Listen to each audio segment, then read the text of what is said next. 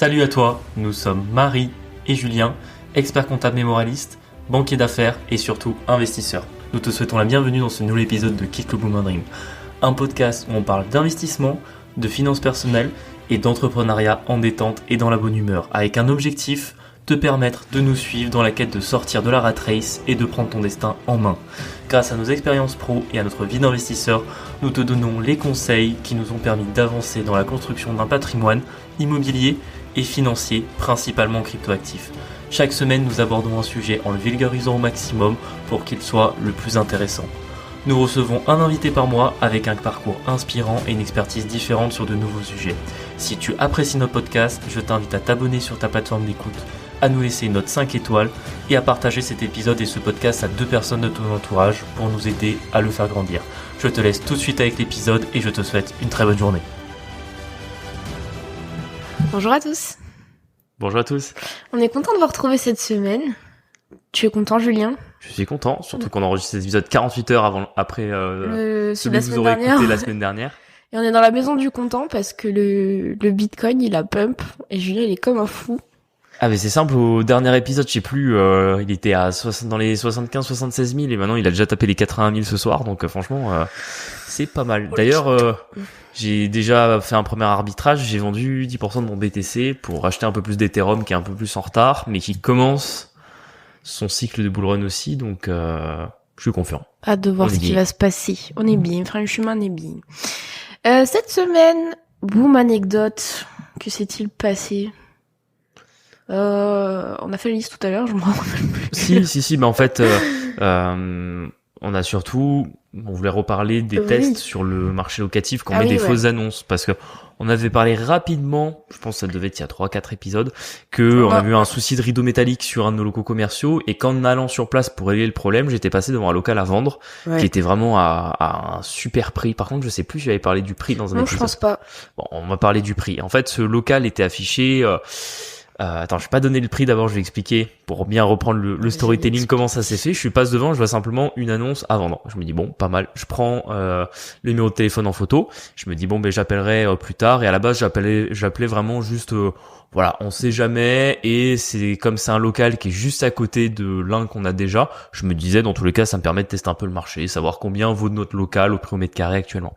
Et en fait quand j'appelle, au début je pensais pas que ce serait une agence IMO parce que le panneau que j'avais vu était pas logoté pour une agence, et au final c'était bien une agence immobilière. Ça avait un agent immobilier un peu particulier qui me dit que le bien est affiché 85 000 €.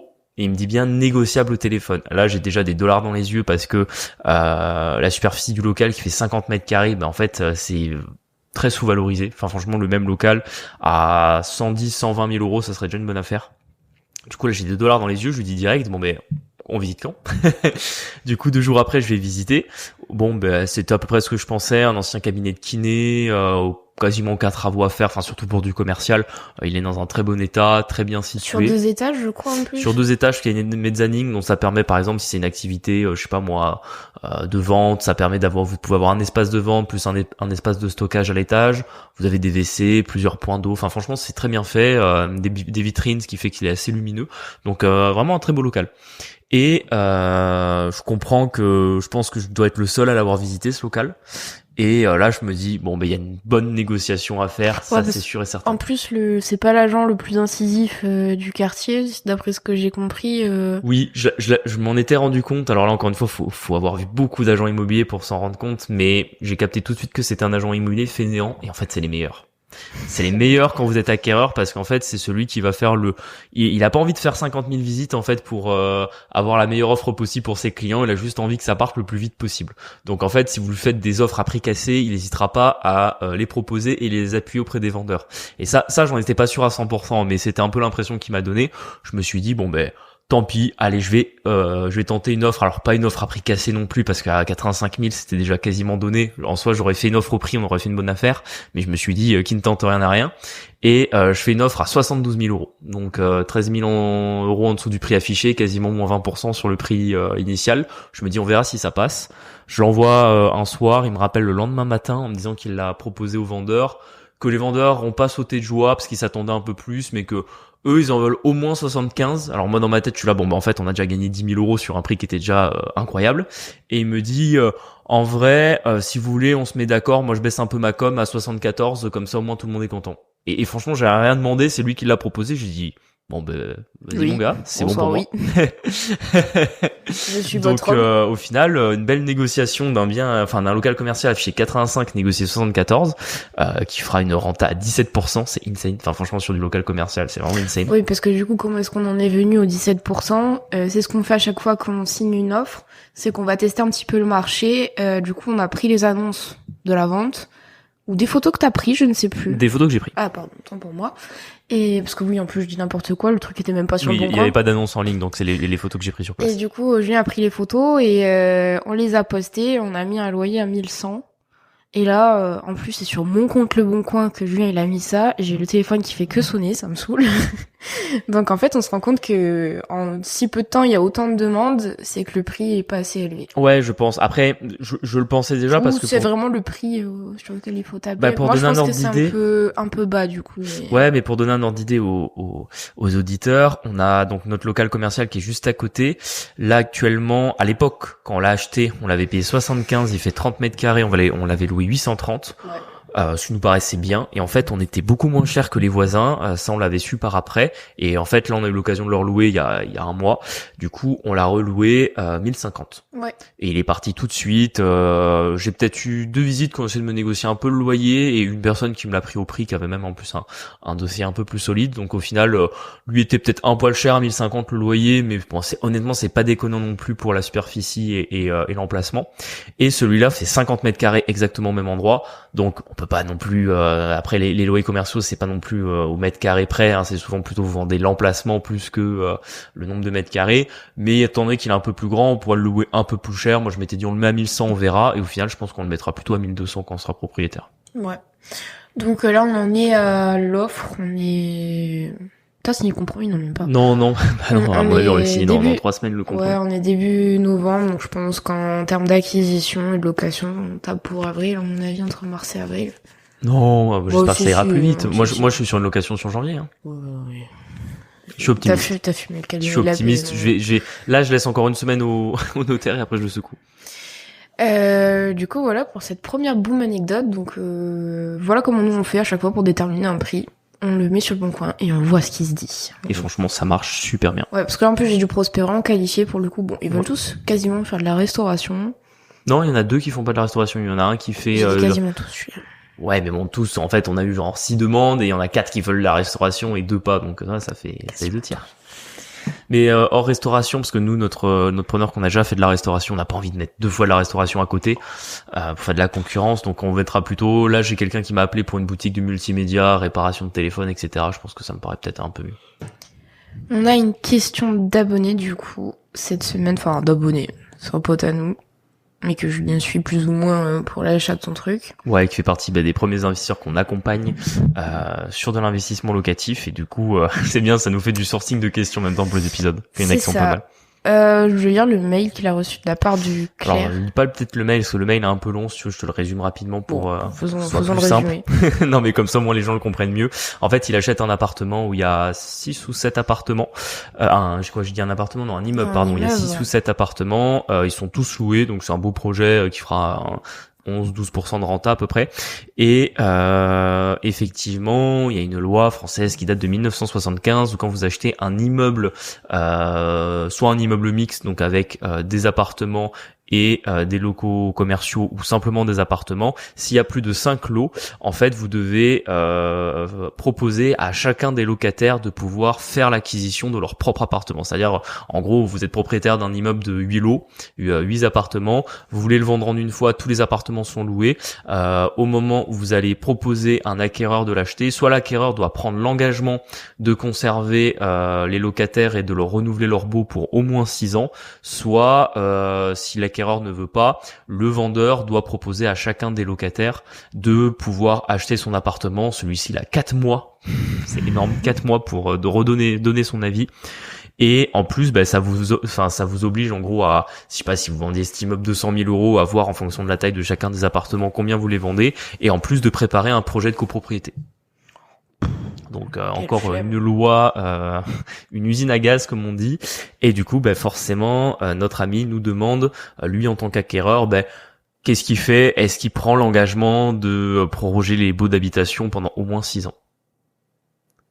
Donc moi, je lui ai donné un avis neutre. Je lui ai dit ce que je ferais à sa place. Ce que je ferais à sa place, c'est que je prendrais l'engagement de proroger les baux pour au moins 6 ans, parce que en réalité, sinon il peut pas faire l'opération, parce que il y a 6 ou 8 mois qui vont être perdus pour cette histoire de droit de préemption des locataires. Donc je lui ai dit qu'en soi, c'était pas si grave, parce que sur ce type d'appartement, c'est des studios, des T2, il y a peut-être un petit T3. En général, les locataires, soit ils vont rester là 15 ou 20 ans, donc au final que vous leur prorogez de 6 ans ou pas, ça change pas grand-chose. Soit au contraire, c'est des gens qui vont en général partir au bout d'1 ou 2 ans pour partir sur un appartement plus grand. Donc que vous prorogiez de 6 ans ou pas, ça change pas grand-chose. Ils partiront quand ils auront envie de partir. Le seul cas où il y a un petit warning, c'est qu'effectivement, un locataire, quand vous avez des problèmes avec lui, vous avez bien envie de vous en séparer. Et c'est vrai que le moment du renouvellement du bail, parce que là on est sur des baux, belle occasion effectivement. C'est ça, là on est sur des baux nus, on n'est pas sur du meublé, je précise. C'est en général le moment où vous pouvez décider de ne pas renouveler son bail pour tout simplement vous débarrasser de lui et pouvoir mettre un nouveau locataire qui sera moins embêtant.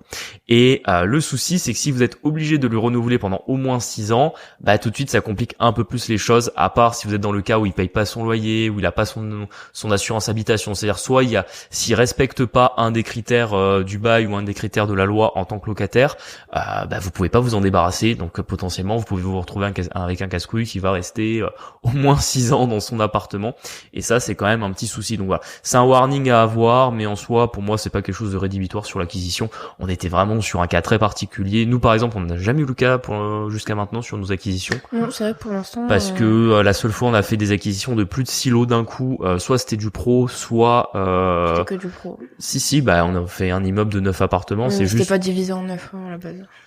oui, c'était pas divisé en 9, et surtout c'était pas loué initialement. Mais quand on le revendra, on aura la même problématique qui se posera dessus. Donc voilà, ça faisait une petite boom anecdote. J'espère que vous l'avez compris. Enfin, j'espère que j'ai bien Ouais, résumé. mais ça fait même une giga transition pour le sujet du jour. On voulait vous remercier pour votre soutien sur notre podcast. Le nombre d'écoutes et vos retours positifs nous permettent aujourd'hui de vous proposer une collaboration avec Jérôme Rubin du Bien Rentable, que vous avez déjà entendu sur ce podcast. Le Bien Rentable, qu'est-ce que c'est ? On nous pose souvent la question de comment trouver un bien rentable. Pas 1000 solutions, soit vous le cherchez vous-même et cela peut prendre un certain temps, soit vous faites appel à un spécialiste comme Jérôme en tant que chasseur immobilier. Avoir recours à Jérôme vous permet de trouver un bien rentable autour de 10% de rentabilité partout en France. Il vous trouve le bien, il vous chiffre le projet et vous accompagne tout au long de l'opération. Trouver son premier bien peut être stressant et source de nombreuses complications. Passer par Jérôme, c'est un gage de sérénité pour trouver son premier bien et réussir son opération immobilière dans les meilleures conditions. Jérôme est multi-investisseur aguerri et a déjà accompagné une centaine de clients dans l'acquisition d'un bien rentable. Si tu veux dès maintenant trouver un bien rentable, je t'invite à suivre le lien dans la description et à réserver un créneau pour ton appel gratuit. Ouais, complètement. On va parler du logement en France. Ouais, le logement en France. On fait pas un épisode trop technique. Celui de la semaine dernière, je pense qu'il qui était déjà pas mal rempli d'infos. Là, c'est juste un peu une réflexion et ce qu'on pense un petit peu du logement en France. Ouais, surtout qu'en fait, ce sujet-là, on l'a survolé donc dans un nombre d'épisodes. Je pense que il y a peut-être un épisode sur 3 où à chaque fois on fait un commentaire sur l'état du logement en France. On s'était dit qu'un jour on en parlerait. Et je pense que là, ça y est, c'est un peu l'occasion. On a bossé un peu le truc. On va vous donner un peu notre avis. C'est l'occasion d'en parler. Ça fait un épisode un peu plus léger. Surtout qu'il y a une critique qui revient vachement sur la cession de la propriété et le rapport un peu rapide avec l'investisseur qui, en gros, achète à la place des gens, tu vois. Ça, c'est souvent une critique que j'entends, alors que, la réflexion derrière, elle est pas ultra poussée visiblement. Donc, ça nous permet d'en parler un peu et de dire ce qu'on en pense. Déjà, je pense que c'est bien de parler un peu de l'état du marché immobilier en France. Catastrophique. Non, j'exagère. T'es une drama queen. Non, après, je pense qu'il est plus tendu qu'à une petite paire d'années. Je pense que dans les métropoles, c'est compliqué. Surtout, on le voit à Montpellier. Oui, parce qu'en fait, il y a un peu un côté extrême entre d'un côté, vous allez avoir toutes les métropoles où en fait il y a du travail et où les logements coûtent très cher pour des fois une qualité de vie qui est assez dégradée. Et puis vous avez vraiment la campagne où il y a des endroits où vous trouvez des belles maisons à 200, 250 000 euros. alors que le problème c'est qu'autour il y a rien, il y a pas de boulot, vous avez pas trop de services publics, vous avez pas trop de centres commerciaux, donc c'est toujours un peu particulier cette France à deux vitesses sur l'immobilier. Donc effectivement, si vous êtes dans une zone où ça coûte pas cher, vous avez en général à l'idée les prix dans les grandes villes, mais je veux dire c'est pas quelque chose qui vous impacte. Et à l'inverse, quand vous habitez vraiment dans une grande ville, typiquement banlieue parisienne ou Paris, ou alors banlieue lyonnaise ou Bordeaux ou Marseille, ça marche aussi. En fait, si vous essayez de vous loger, déjà pour investir, c'est compliqué d'aller chercher de la renta. Mais alors si c'est pour vous loger vous-même, souvent ce que vous avez besoin en termes de mètres carrés, votre pouvoir d'achat immobilier, il est pas rempli en face, quoi. Oui, il y a plein de trucs qui expliquent ça. Je pense du coup les prix qui augmentent.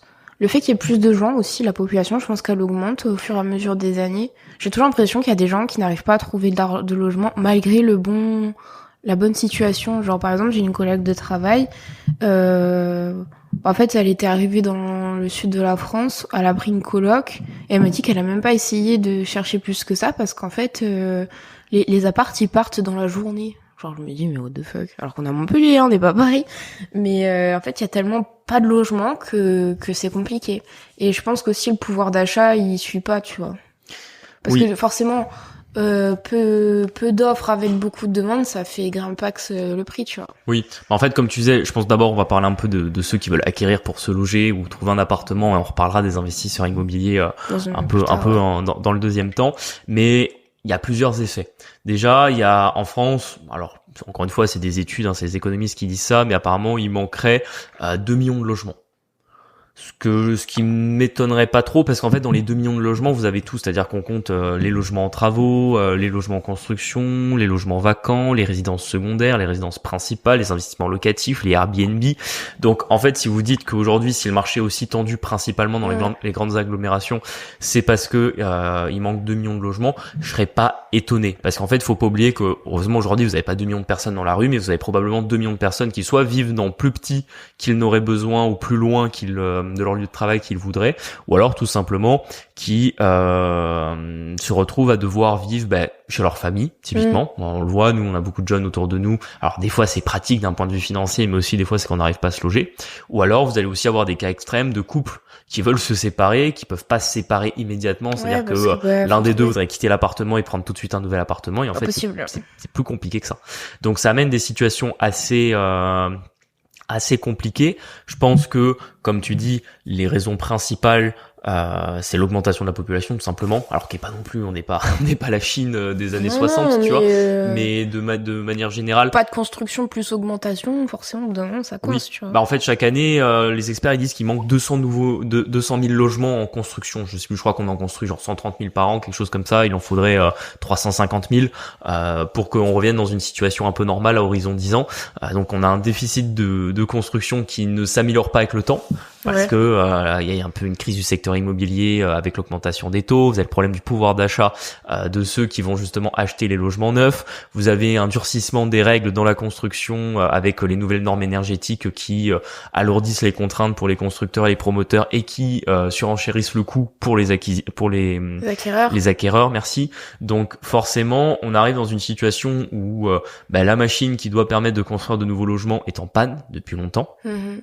Et en plus de l'autre côté, on a aussi un mode de vie où de plus en plus les gens ont envie de vivre en plus grand, et également les gens vivent de plus en plus seuls. Ça c'est quand même quelque chose aussi, parce qu'aujourd'hui t'as plus de gens divorcés ou de gens qui vivent en ce qu'on appelle en monoménage, c'est-à-dire tout seul, que il y a 20 ou 30 ans. Et ça aussi ça joue, parce que forcément si t'as deux personnes qui ont deux logements plutôt qu'une personne qui a un logement, ça fait quand même une différence à la fin. Je pense que c'est plutôt vrai, parce que je pense qu'on passe tous, alors je parle plutôt pour notre génération, on passe tous par une phase où on habite au moins un peu tout seul, tu vois, on part de chez papa, maman, on part pas directement en ménage, alors qu'avant je sais que ça se faisait pas mal, genre en gros tu te mariais et tu partais vivre avec ton conjoint, alors que là on passe tous quand même par une phase, généralement pour les études, où on se met en ménage avec, on se met en ménage avec nous-mêmes, quoi, on est tout seul, et après généralement la vie fait que on se met souvent avec quelqu'un. Mais même les boomers se séparent. Tu vois, ça aussi, tu ouais, prends... moi j'ai plein d'exemples. Après, je sais pas, je sais jamais si tout ce qu'on voit nous en tant que, enfin, tu sais, sur notre clientèle ou quoi, Ah si, c'est en c'est vrai... la vérité. Mais c'est vrai que moi j'en ai plein qui sont divorcés, vraiment. À partir de 60 ans, ils se supportent plus. Ouais. C'est trop bizarre. Mais tu sais que c'est sourcé, c'est-à-dire qu'en fait, les gens qui ont 50, 60 ans aujourd'hui se séparent plus que ceux qui avaient 50, 60 ans il y a 30 ans. Bah, maintenant, le divorce c'est un peu plus démocratisé aussi. Et en plus, je sais pas si tu le vois, mais moi je le vois honnêtement dans toutes les couches sociales, et c'est ça qui est assez impressionnant, c'est-à-dire que les gens soient riches ou pas, souvent, s'ils se séparent à 50, 55 ans, en fait, ils sont plus prêts à faire aucune concession.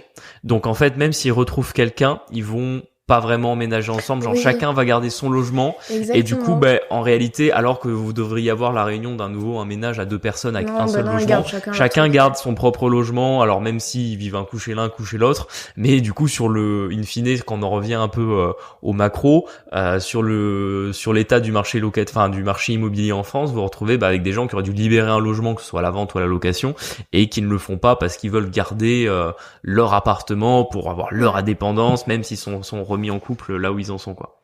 Après, je pense qu'en France, c'est quand même assez inscrit dans nos gènes d'acheter sa maison, tu vois. Genre, par exemple, à l'Allemagne, je sais qu'en Allemagne, ils sont pas du tout adeptes d'acheter sa RP, non? C'est oui, l'Allemagne où je confonds peut-être la... Si, c'est l'Allemagne. Alors, ça varie énormément d'un pays à l'autre. La Pologne, par exemple, eux, ils sont aussi full achat RP. Oui, par exemple, la Pologne, je crois qu'il y a 80% de propriétaires, alors qu'à l'inverse, l'Allemagne, je crois que on est autour du 50%, et dans certaines villes, par exemple Berlin, vous êtes à 20% de propriétaires, le reste c'est que des locataires. Et la France, on est un petit peu entre les deux, on est à 60% de propriétaires, enfin autour de ce chiffre-là. Et par contre, c'est vrai qu'il y a quand même la volonté de vouloir devenir propriétaire, c'est-à-dire que dans les 40% de gens qui sont locataires, vous en avez 80% qui aimeraient être propriétaires. Donc d'une manière globale, il y a quand même un taux de propriétaires de leur RP en France qui a tendance à diminuer de décennie en décennie, mais la volonté d'être propriétaire de chez soi continue d'augmenter. C'est pour ça que vous avez toujours le fameux chiffre, l'immobilier, placement préféré des Français. Bah oui, ça c'est un peu le titre que vous dit votre banquier ou votre journal financier préféré, mais en réalité c'est un peu vrai, chacun a envie d'acheter. Je pense qu'aussi il y a un truc qui freine un petit peu tout le monde, et nous on le voit bien en tant qu'investisseur, on l'a pas trop connu pour la RP, mais en fait c'est le financement. Là moi je connais quelqu'un, il est expert comptable. Genre, sa femme, elle travaille dans un big. Donc, un big, c'est les gros cabinets Deloitte, y a EY et tout ça. Donc, 2 gros salaires en théorie, même si lui, il est à son compte depuis 2 ans. Mais c'est un expert comptable quand même. Normalement, la banque, elle trouve ça sexy. Et ils ont demandé un apport pour la RP. Mais j'étais choc-barre, vraiment. Et pourtant, c'était vraiment pas une grosse maison. C'est une maison en banlieue non plus, Saint-Onès, pour ceux qui connaissent. Et franchement, je crois qu'ils l'ont payé 450 000, c'est pas non plus. Mais avec, du coup... je pense 20 ou 30% d'apport, ce qui est énorme. C'est énorme. Après, les problématiques du financement dues à la remontée des taux, on en a déjà parlé dans d'autres épisodes. On a parlé des contraintes HSF aussi qui pesaient sur les propriétaires et plus ou moins les accédants à la propriété. Mais c'est vrai que tout ça vient compliquer ce que peuvent, en tout cas le pouvoir d'achat immobilier des gens qui veulent devenir propriétaires. Mais en réalité, tu vois, encore une fois, c'est qui de l'œuf ou la poule. C'est-à-dire que honnêtement, pour moi, je considère que c'est les prix immobiliers aujourd'hui dans les grandes agglomérations qui sont le frein principal à l'acquisition plutôt que le financement. C'est-à-dire je disais pas que c'était le financement, mais je trouve que ça y joue quand même. Il y a 3 ans, je suis d'accord que ça joue. Là, particulièrement à l'instant T, parce que les taux sont plus élevés, que les banques sont moins d'accord de prêter de manière extrêmement large. Mais tu te remets 3 ans en arrière. Tu vois, moi j'ai commencé à bosser dans la banque en 2019. À l'époque, on avait des taux qui étaient à 1%, voire parfois en dessous de 1%. Et malgré ça, les jeunes n'arrivaient pas à se loger en fait. Ouais. Pourquoi ? Parce que les prix sont élevés. Donc tu peux voir le problème du financement comme un facteur aggravant, la difficulté à accéder à la propriété. Mais pour moi, c'est pas le facteur original. Pour moi, c'est vraiment la question des prix de l'immobilier. Alors bien sûr, t'es investisseur immobilier, t'es content que ton bien prenne de la valeur. Le problème, c'est qu'à un moment donné... t'es coincé quand même. Complètement, parce qu'en plus quand on regarde l'évolution des prix de l'immobilier par rapport à l'évolution plus ou moins du pouvoir d'achat des ménages, en gros en France ils étaient corrélés jusqu'aux années 70. Et à partir des années 70, vous avez les prix de l'immobilier qui ont commencé à grossir plus vite que le pouvoir d'achat des ménages. C'est un problème, Pourquoi ? Parce que c'est un peu la période où on a commencé à manquer de logements. Dans les années 90, ça s'est resserré un peu parce que vous aviez eu une grosse crise immobilière où le marché était resté assez baissier pendant 10 ans. Et à partir des années 2000, à nouveau, on est reparti pleine balle. Vous avez les prix de l'immobilier qui grossissent beaucoup plus que les revenus. Et c'est pour ça que, typiquement, vous gagnez l'équivalent d'un SMIC à Paris dans les années 70-80. Même si c'était déjà cher pour l'époque, vous pouviez plus facilement accéder à la propriété. Aujourd'hui, c'est impossible. C'est tout simplement impossible. On a acheté vraiment une chambre de bottes, de bonnes. Il faut s'éloigner, quoi. Et du coup, tu trouves que l'État, il a quoi comme rôle là-dedans ? J'ai l'impression qu'il essaye quand même, il tente des trucs, tu vois. Nous, on en profite un petit peu aussi. On a un prêt à taux zéro sur notre RP. Oui. Et en vrai, je pense que quand même pas mal de jeunes rentrent dans les critères du PTZ et du PSLA. Enfin, peut-être tout ce qui est oui et primo non. et Non. PS. Alors là, non. Enfin, je suis d'accord avec toi, c'est que le PTZ, ils vont le mettre pour les jeunes, mais ce que tout le monde rentre dans les critères, c'était le cas quand le PTZ est sorti. Le problème du PTZ aujourd'hui, c'est que ça marche que sur le neuf ou sur l'ancien, où en gros, tu prends une passoire thermique et t'en fais quelque chose en DPED. Le problème, c'est que je te cache pas qu'aujourd'hui, il y a peut-être, en fait, à part si tu achètes dans le neuf, plus personne fait de PTZ, en fait. Ah ouais? Là, oui, je en pensais banque, que c'était t'en plus fais démocratisé que ça, mais ok. Oui, si t'achètes neuf, mais tu vois, par exemple, nous, on n'aurait pas acheté neuf, on n'aurait pas fait de PTZ. Oui. Donc, c'est un outil. En fait, d'un côté, tu peux pas dire que l'État ne fait rien pour essayer d'améliorer le marché immobilier, parce que pareil, t'as les lois Pinel, ou plus ou moins toutes les lois immobilières d'incitation fiscale. Oui. C'est une manière d'encourager les gens à acheter de l'immobilier et à stimuler la production de logements. Le problème, c'est que les problèmes de fond qui font qu'on n'a pas assez de logements en France ne sont pas réglés. Donc vous pouvez faire les quelques mesurettes dont vous avez besoin pour essayer de faire semblant que vous avez stimulé la production de logements. Sur le long terme, ça change quasiment rien. Parce que le problème de la construction de logements en France, en fait, c'est les problèmes qu'on vous raconte avec nos mairies quand on essaie de refaire une déclaration préalable de travaux pour changer une façade. Enfin, il y a 30 ans, c'était beaucoup plus facile de construire en France qu'aujourd'hui. Moi, tous mes clients qui sont dans la promotion, qui sont dans la construction de maisons le disent. Il y a 30 ans, alors ça veut pas dire qu'il y avait pas de règles et qu'on les respectait pas, mais c'était quand même nettement moins compliqué. J'ai encore un promoteur qui me disait que dans les années 2010, donc c'était il y a pas si longtemps, c'était il y a 10 ans. Il y a 10 ans, quand on voulait sortir un immeuble de terre, il fallait compter 2 à 3 ans à peu près pour finir l'opération. Il dit qu'aujourd'hui c'est 6 ans. Ah ouais. Parce qu'aujourd'hui, il faut faire... Il y a beaucoup de bureaucratie, en fait. Il y a énormément de bureaucratie. Vous avez particulièrement dans les grandes métropoles, c'est-à-dire là où les prix sont le plus élevés et là où on a le plus besoin de logements, vous allez avoir la mairie qui va devoir s'exprimer. Vous allez avoir la métropole qui va devoir donner son avis. En général, vous avez souvent un établissement public du type... Alors, nous, dans la région de Montpellier, ça s'appelle une SERM, mais je pense qu'il doit y en avoir dans toutes les grandes agglomérations de France, qui a un peu une politique d'aménagement urbain qui va venir décider où est-ce qu'ils vont faire les ZAC, donc les zones de construction, que ce soit de bureaux, de logements, etc. Et en fait, tout ça crée je sais pas comment on peut appeler le contraire de l'inertie. Un ralentissement. Non, une figeation. Qu'est-ce qu'il y a, pardon ? Figeation, mais non. Ça fige un peu tout ça, quoi. Oui, voilà. C'est-à-dire qu'en fait, il y a un ralentissement complet de ceux qui veulent construire et ça ralentit tellement le marché qu'au final, à la fin, on n'a plus assez de logements. Et en réalité, ils peuvent faire autant de lois qu'ils veulent pour inciter les gens à acheter du neuf, etc. Ils nous ont pondu la loi de zéro artificialisation des sols à horizon 2030. Ah oui, ça on en avait déjà parlé, ouais. Mais ouais. On en avait parlé dans un autre épisode. Le problème, c'est que ça, typiquement, ça va être un gros frein à construire de nouveaux logements dans énormément d'endroits, y compris des maisons individuelles. Donc, ça veut simplement dire que ceux qui ont déjà des maisons, des appartements, vont forcément voir les prix monter parce que le déficit, il va faire que s'aggraver. Ouais. Donc, on règle pas les problèmes de fond qui font qu'aujourd'hui, en France, on manque de logements. C'est vrai que ça fait plein de petites mesurettes un peu pétées, genre, ils vont te mettre le plafonnement des loyers, tu vois. Genre, à Montpellier, on y est soumis, nous. Mais... Oui, ça typiquement. Bon, oui, peut-être, pourquoi pas, mais ça aide pas plus. En fait, ça libère pas plus de place, tu vois ce que je veux dire.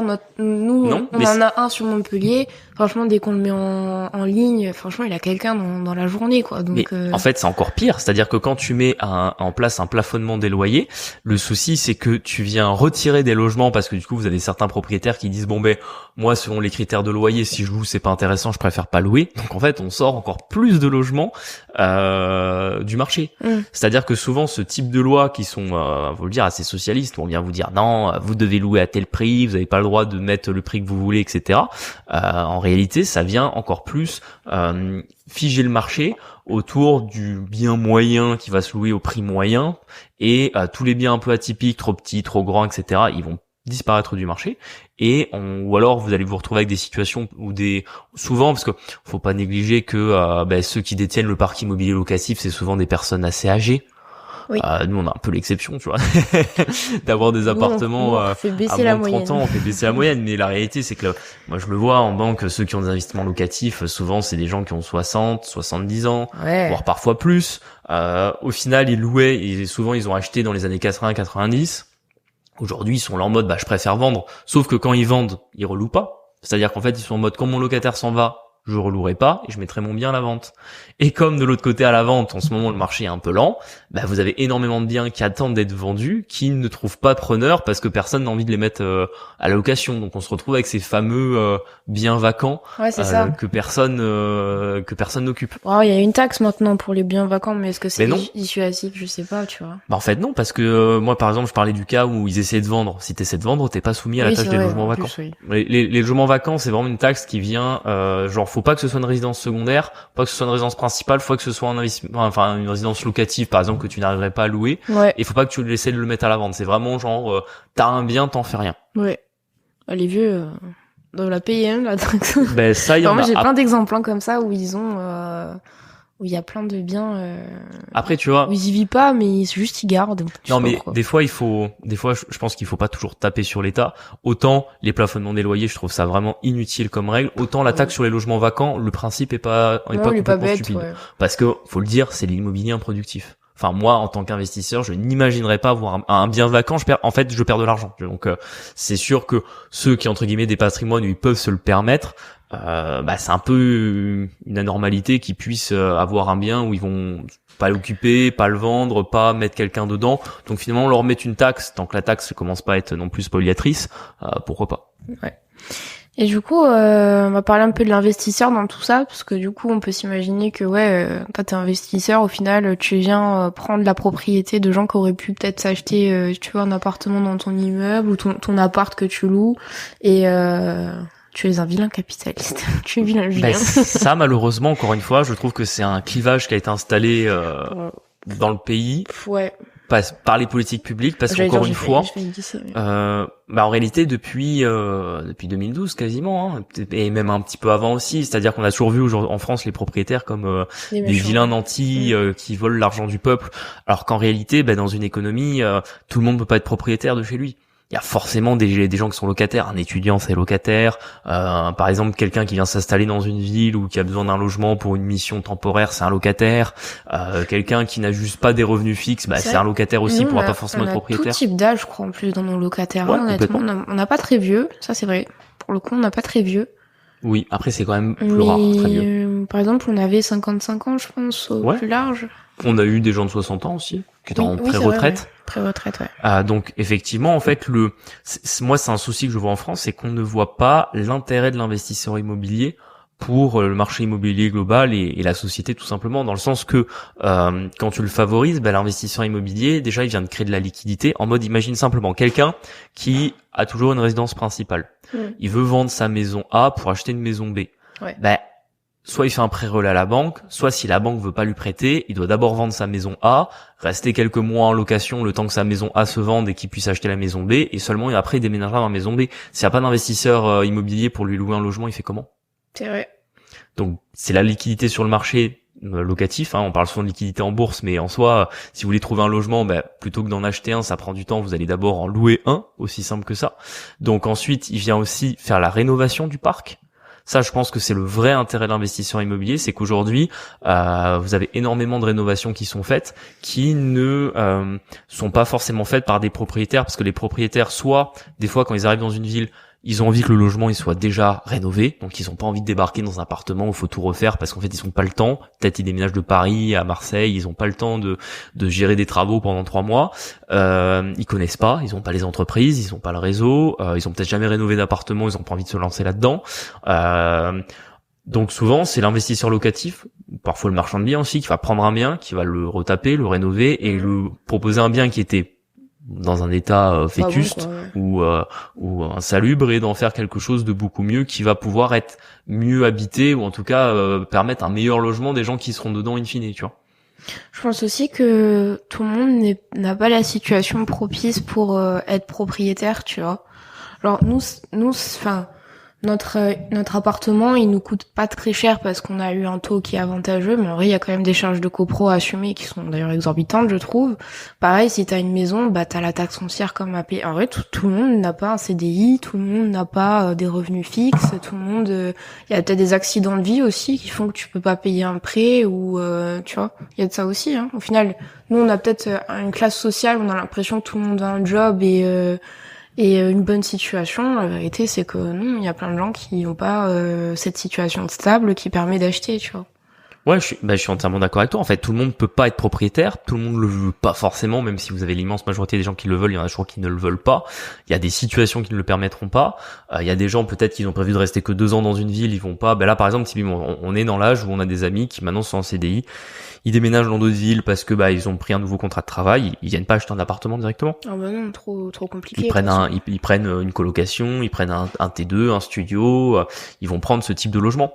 Donc en réalité, l'investisseur immobilier, c'est celui qui vient apporter des logements et surtout qui vient rénover l'ancien parc immobilier. Ouais. L'investisseur immobilier, c'est rarement celui qui vient faire la construction de logements. Alors oui, vous avez l'investisseur Pinel, mais la réalité, c'est que les rendements sont tellement mauvais que c'est pas vraiment eux qui viennent apporter des logements. C'est souvent un peu ce qu'on fait, même si attention, hein, je dis pas que les investisseurs immobiliers qui sont comme nous, qui investissent dans l'ancien, je dis pas qu'on est l'immense majorité et on fait des millions de logements par an, hein, loin de là, on reste une infime minorité dans ce marché qui est gigantesque, mais on va des fois prendre des vieux immeubles où il y avait rien dedans, il y avait trois étages, où il y avait juste des vieilles poutres et des vieux carrelages qui datent des années 50, on casse tout, on rénove, on fait 6 beaux appartements neufs avec une isolation, avec une électricité aux normes, une plomberie rénovée, etc.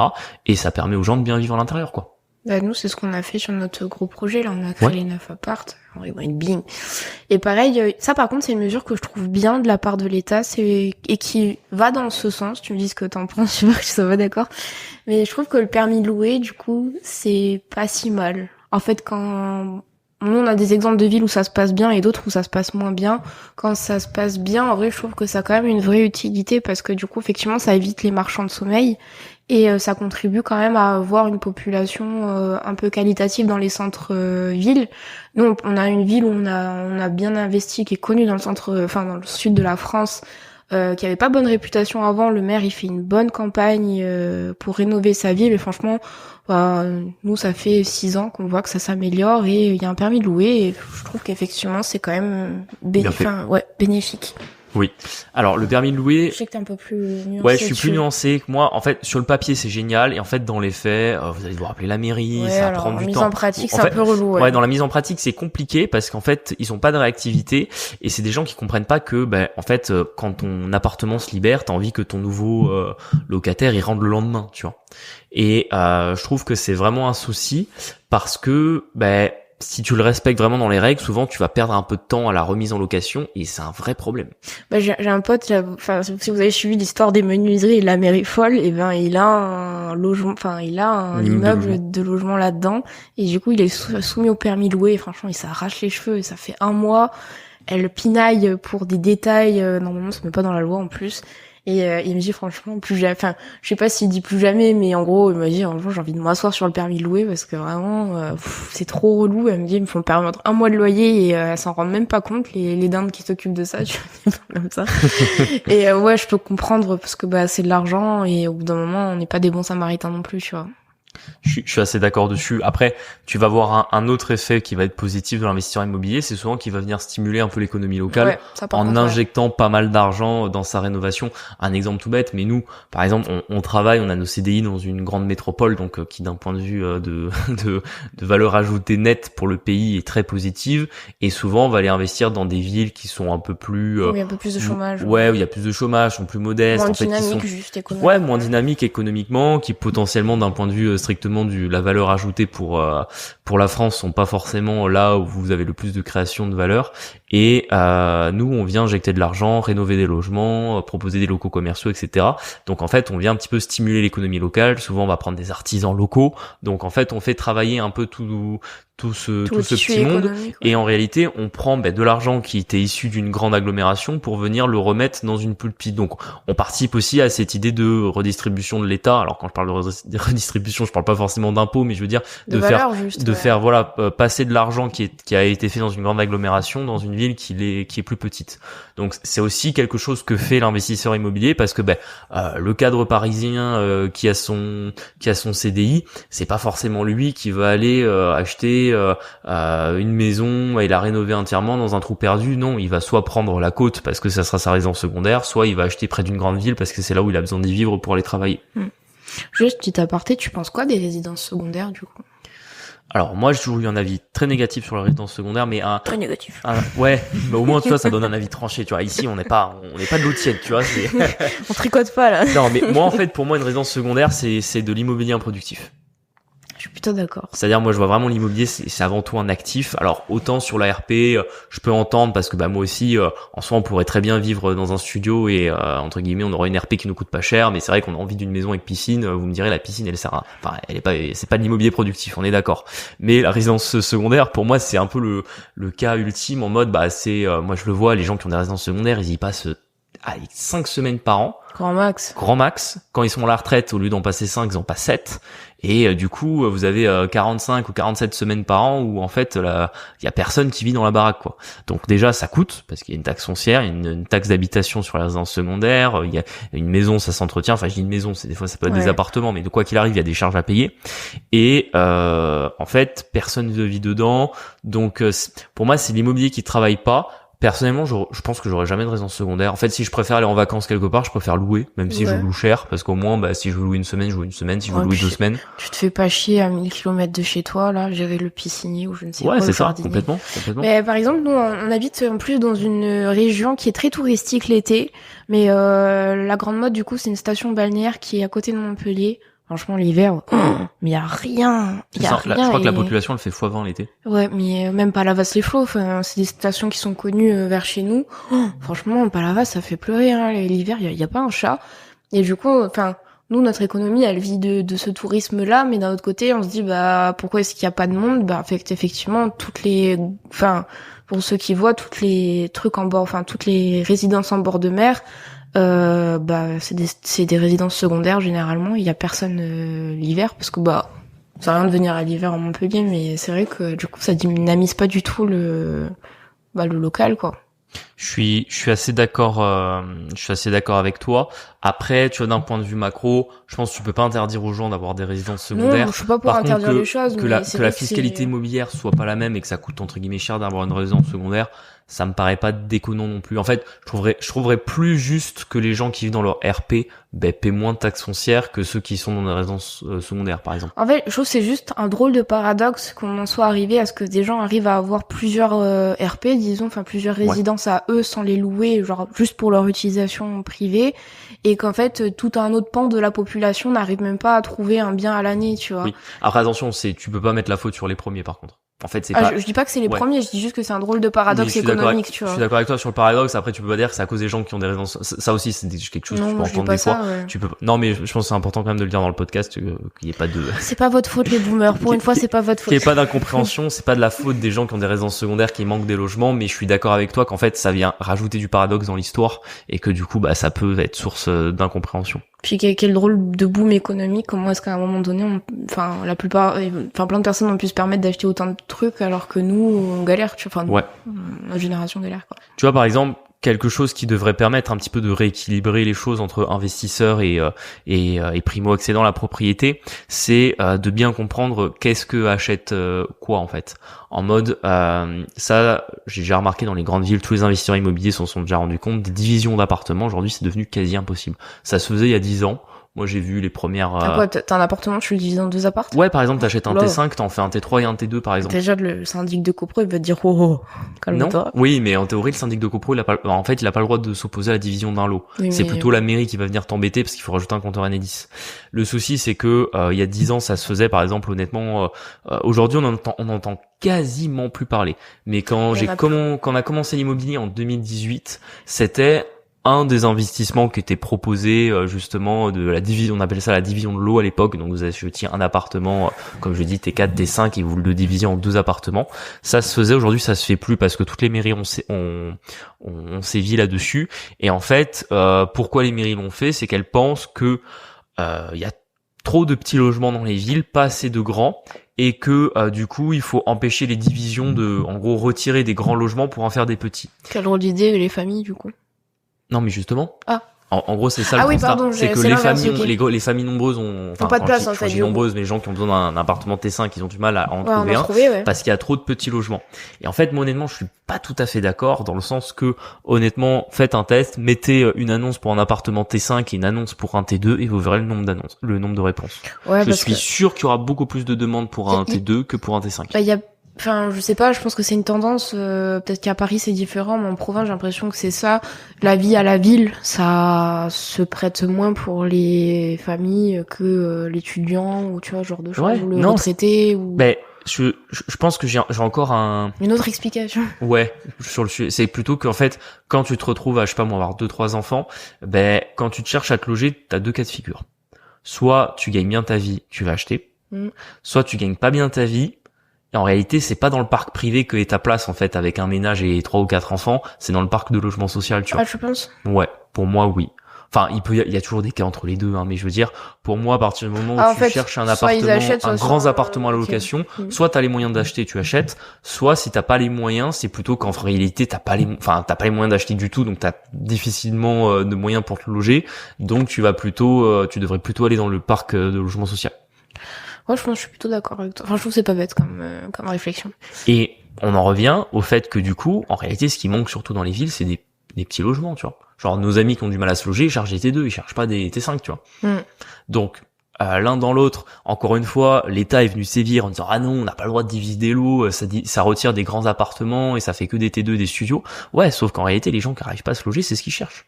Surtout que quand tu vois la différence de prix entre un studio, un T2 et un grand appartement, c'est pas fou non plus. C'est-à-dire que souvent, entre un T2 et un T4, tu vas faire x2 sur les mètres carrés et tu vas faire x1,5 sur le prix.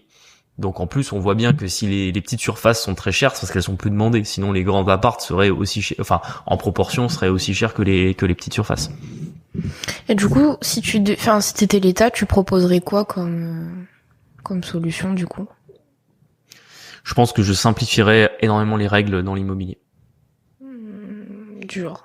Bah, du genre, quand tu veux faire des travaux, déjà. Ah, pour l'urbanisme et les trucs Ouais, comme ça. exactement. En fait, en réalité, je pense pas qu'il faut injecter de l'argent ou faire encore une énième loi fiscale pour inciter les gens à acheter des appartements et que. Ils ont fait un dispositif il y a pas longtemps, là. On en a déjà parlé dans un autre épisode, mais pour ceux qui l'avaient pas entendu, tu sais, c'est comment? ABS, je crois qu'ils Le s'appelle. BRS. Ah, le BRS. La BS, c'est sur la voiture. Woman. Ouais, exactement. Non, c'est le BRS, c'est le bail réel solidaire.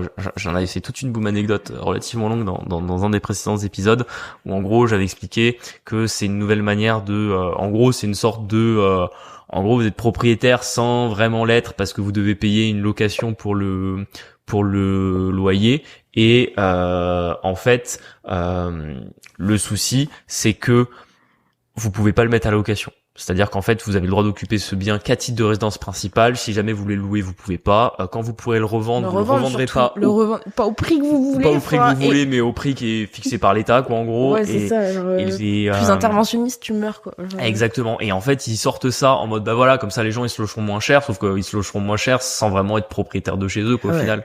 Donc, en fait, t'auras tous les inconvénients. Tu payeras taxe foncière, charge de copro, gros travaux sur la copropriété. Mais par contre, t'auras pas t'auras pas la totale jouissance de ton bien en mode tu peux pas le mettre en location et tu peux pas le revendre au prix que tu veux. Donc en fait vous aurez tous les défauts de la propriété sans les avantages. Parce que tu payes les charges de copro en plus, je crois. Ah oui, bien sûr. Et en plus tu payes un loyer pour le terrain. Ouais, non, Donc non, c'est le BRS, on en avait parlé. Moi, je vois que des inconvénients, et ça, pour moi, c'est pas vraiment une mesurette. En fait, pour moi, en fait, on va au bout du problème, et au lieu de trouver une vraie solution, ils font quelque chose qui est dans tous les cas, à la fin, vous serez la dinde de Noël, quoi. C'est vous qui allez te manger, quoi. Très clairement, ça vient pas aider les gens à se loger, ça vient juste empêcher les gens d'être vraiment propriétaires, quoi. Ça vient vous contrôler un peu plus. Ok. Donc non, pour moi, c'est simplification des règles de l'urbanisme. Ça veut pas dire qu'il faut autoriser des projets dans tous les sens et détruire les forêts, les espaces agricoles et compagnie. Mais moi, j'ai toujours vu sur les promoteurs, vous avez des hommes politiques qui viennent à la télé qui vous disent ah oui, vous vous rendez pas compte, chaque année on construit sur des milliers d'hectares agricoles, etc. Un promoteur, il m'a dit, jamais un promoteur m'a dit j'ai arraché des vignes pour construire un immeuble. C'est jamais arrivé. Nous, par exemple, il y a plein de garrigues qui poussent sec au possible. Et c'est des terrains agricoles. Et en fait, c'est pas vraiment des terrains agricoles, c'est des terrains productifs. Ils sont pas exploités. Oui, mais parce qu'il y a rien qui pousse dessus. C'est-à-dire qu'en fait, c'est pas un terrain agricole et pas simplement agricole parce qu'un PLU a décidé de définir tel endroit comme agricole. Tu vois, un terrain agricole, c'est parce que tu peux l'exploiter. Si maintenant tu peux rien faire dessus, autant construire un immeuble, quoi. Tu penses que l'immobilier est trop taxé aussi ou pas? Oui, mais pour moi, c'est pas ce qui vient faire. Moi aussi, je pense que c'est pas ça qui. Ouais, c'est-à-dire que oui, on est d'accord sur le constat. Maintenant, est-ce que c'est un lien avec la pénurie de logements? Non. Pour moi, c'est des mécanismes qui sont assez différents. En mode, on pourrait très bien être aussi taxé sur l'immobilier et moins manquer de logements. C'est vrai.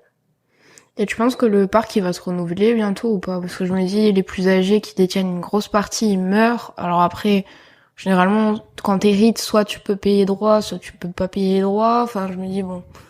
Est-ce que ça va renouveler un peu la donne? Ouais, je pense que ça va renouveler pas mal pour plusieurs raisons. Effectivement, comme tu dis, aujourd'hui, la génération des boomers qui a beaucoup d'immobilier, à un moment donné, elles vont bien devoir être cédées. Après, est-ce qu'ils vont céder à d'autres boomers un peu plus jeunes ou est-ce qu'ils vont céder à des jeunes? Je pense qu'ils vont plutôt céder à des gens âgés. Ouais, le contexte, il est pas non plus ultra favorable pour qu'ils gardent tous leur héritage, hein, honnêtement. Oui, mais c'est une grosse partie qui va être remise sur le marché. Non, je suis d'accord, mais ce que je veux dire, c'est que qui aura du pouvoir d'achat pour acheter de l'immobilier, ça sera pas les jeunes de 20 ans, tu vois. Ah non, oui. Mais après, par contre, je pense que d'ici 10 ou 20 ans, le parc immobilier sera plus qualitatif qu'aujourd'hui. Parce qu'aujourd'hui, tu le vois dans les appartements, enfin, nous, maintenant, on fait beaucoup d'immobilier.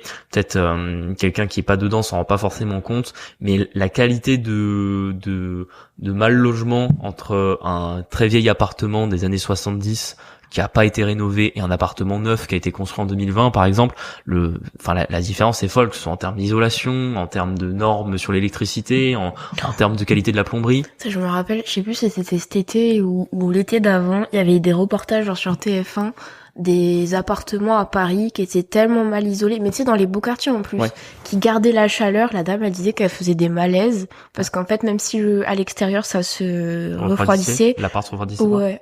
Mais ça c'est alors que c'est des trucs qui valent 1 million et quelques, tu vois. Oui, et ça typiquement le problème c'est que ta menuiserie elle est en bois simple vitrage, que t'as un architecte des bâtiments de France qui vient te dire que la menuiserie il faut absolument la garder et qu'en fait t'as pas le droit de la remplacer par une menuiserie double vitrage ou alors à des prix qui sont complètement déconnants, tu vois. Donc le problème c'est que ça vient justement dans ce que je te disais on pourrait rénover beaucoup plus de logements si les règles de l'urbanisme étaient plus simples. C'est-à-dire qu'aujourd'hui te sortent un DPE en te disant ouais quand il est léger faut que vous fassiez quelque chose. Ouais, en fait personne n'a envie d'habiter dans un logement G et personne n'a vraiment envie de le louer.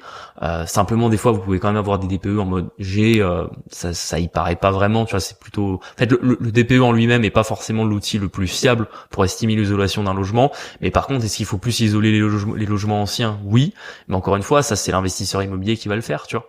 Et typiquement t'aurais pu faire un peu une incitation à la rénovation thermique de logement, soit par une petite carotte en mode une prime ou quelque chose, une aide. Alors, il y a ma prime rénov, mais bon, en vrai, j'ai regardé les conditions, c'est tellement une usine à gaz que personne ne va vraiment en fait, tu vas faire les trucs et tu l'auras jamais. Et à l'inverse, là aujourd'hui, de faire uniquement le bâton en mode le DPE, si votre bien il est une mauvaise lettre, vous pourrez plus le louer. C'est pas une manière de faire avancer la rénovation de logement dans le bon sens. Ok, est-ce que t'as encore un truc à dire sur le sujet? Parce que la dernière fois, je Non. t'ai coupé pour dire au revoir. Et en fait, t'as dit, non, mais en fait, j'ai encore des trucs à dire. Non, je pense que là, pour le coup, je suis arrivé au bout. Après, pour moi, là, on est sur un épisode, c'est pas, pour moi, faut pas en tirer quelque chose de positif ou négatif d'épisode. Pour Non, moi, c'est juste un une constat petite avec, réflexion, ouais, voilà, ouais. c'est une réflexion qu'on a, dont on a parlé souvent dans des épisodes et qu'on s'est dit que c'était intéressant d'en parler avec vous. N'hésitez pas à réagir, à nous donner un peu votre Ouais, avis. Peut-être votre que vous avis pensez dessus, pas ouais. tous là-dessus. On est ouvert à la discussion, bien évidemment. Et Exactement. on aime bien avoir des avis Même contraires. si j'ai Ouais. des avis bien tranchés. Je plaisante. Bon, c'est moi qui vous répondrai de toute façon. Oui, c'est Marie qui répond sur Instagram à chaque fois. On vous dit à la semaine prochaine. Merci à vous. À bientôt. Ciao.